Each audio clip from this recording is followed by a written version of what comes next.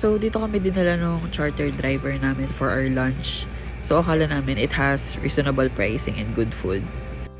Pero, medyo na-dismaya kami dito because the food was too pricey. Parang gumastos kami ng 900 pesos per head, which is mahal na for Indonesia. I would rate the food 7 out of 10. Kasi hindi naman siya like super mind-blowing ng food. Pero sobrang mahal talaga. Pati drinks hindi namin na inom.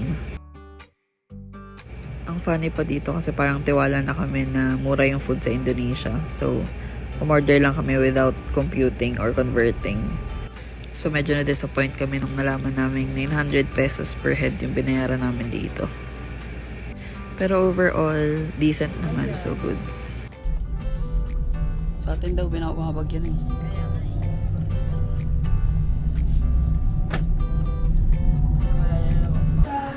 Afternoon, how many people of you? 5 people. Have you got the reservation before?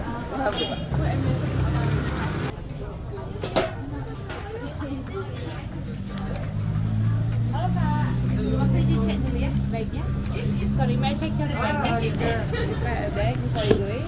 Yeah. There are some water or food? Sorry, yeah. Page back. Sorry. Yeah. Okay. That's it. Thank you so much. It's going down in that side. Thank you.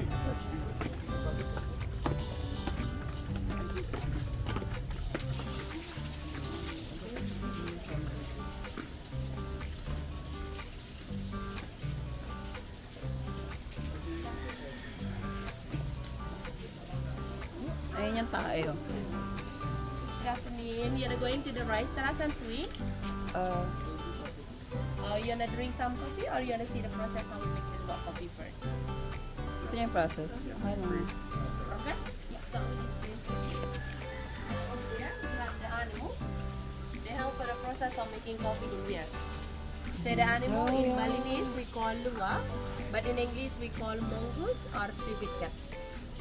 Civet cat. Yeah. So the animal, they're nocturnal animal. They only active at night and the days for sleeping. And then the process for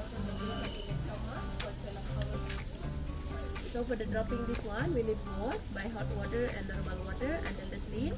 And then after the clean, we dry under the sun until 5 days. And then after 5 days like this, we remove the skin. We only take the inside the coffee like this, one by hand. So all process here, everything by hand. We didn't use machine. So the bean inside, we need wash again one more time until the clean and hygiene like this. So this is ready to do the roasting process. Yeah, so for the roasting process, I will say it inside.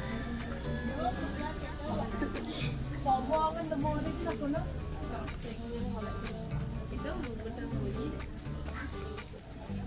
Yeah, so this one, 35 minutes for 1 kilogram of coffee. And then they keep stirring until dark brown color. And then for the fire, not big fire, but what are you? Keep grinding here. All by hand? All by hand? You wanna try the grinding? Sure. Yeah. Bigat yun. Get it fine?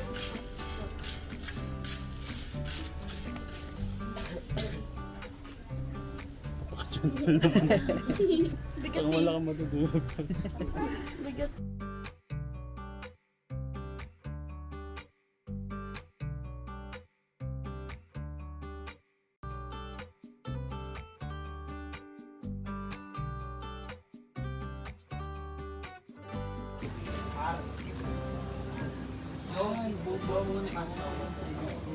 Ang play na yan. Nakagantong na ito. Pagka 1, 2, 3, that's positive. Nakatingin lang. 3, go. Isa pa. Ulit. May na-late na naman dyan eh. Nasa likod kami nakita Okay. namin yung ano. 1, Isa pa. 1, 2, 3. Oh, may na-late. Isa pa. Pag-go kasi.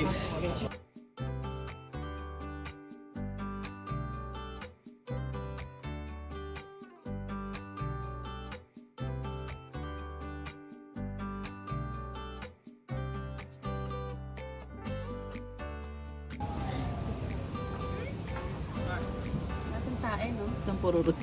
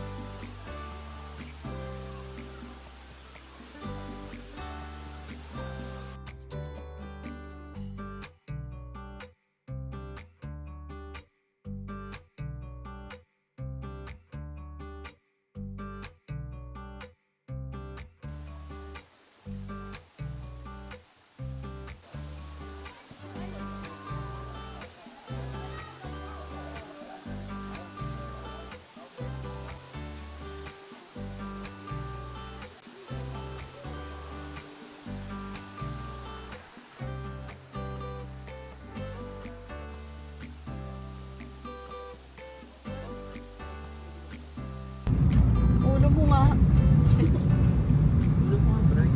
Bastos naman to eh, oh.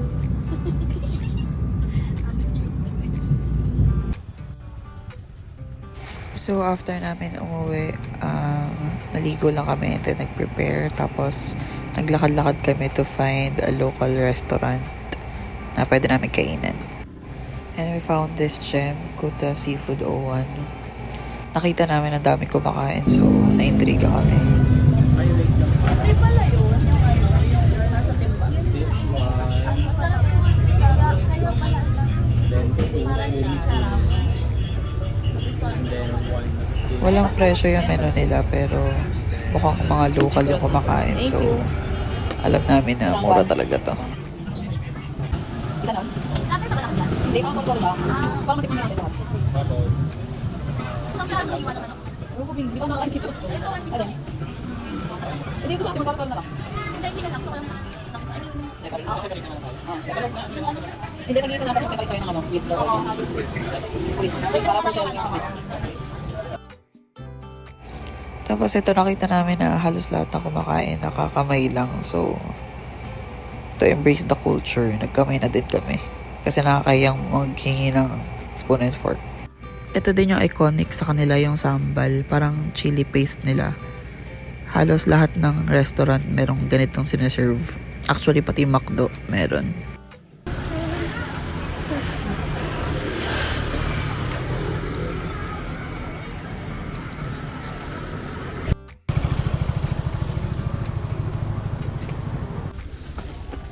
Hindi, tsaka may bibili dito.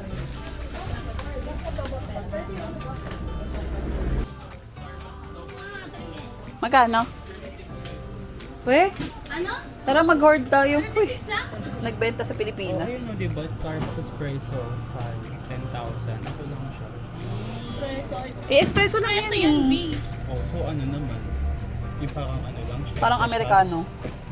Kahit normal pa din yun sa ano eh. Herbs, gusto mo ng whiskas? Whiskas, dito kita. May entry si Bray. May entry si Bray dito. B. May entry mo, Bray. Gusto pa natin. Bray, ito. Ayan. Ayan, hindi pwede ito. We have flavored bean tama here. A beer? Yeah. Anong beer? Bawal. Baka bawal.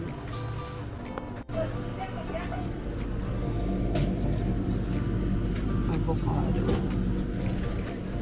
And then, what's this? Coffee with gula almond. Avocado.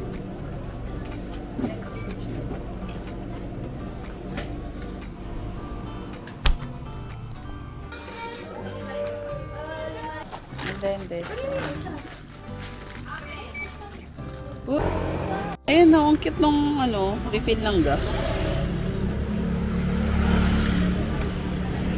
Ayun. So cool.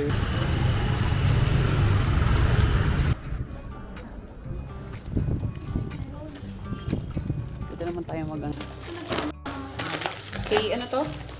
M-Mart, tsaka Smart lang, tsaka Alpha Mart. ito ay Smirnoff na green apple. Ba't nag-bike? Ito yung local beer, Bentang. Ang gourmet, ano daw to, parang red wine to grapes-ish. Ito lang ba? Ay, yung ano pala, Bentang lemon. Local beer din. Siyempre, Bentang lemon. Ito. Korean. Lychee.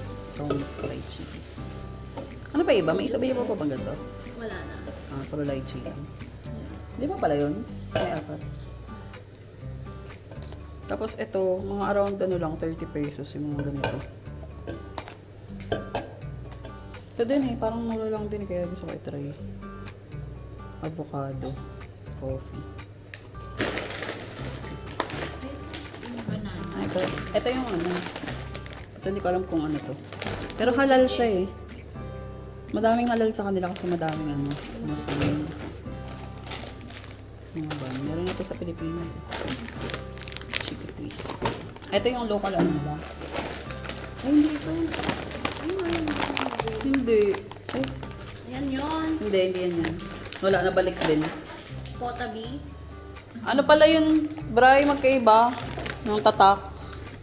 Yung local na chips din natin nakuha. Ay, ito yung parang piso or dos lang isa.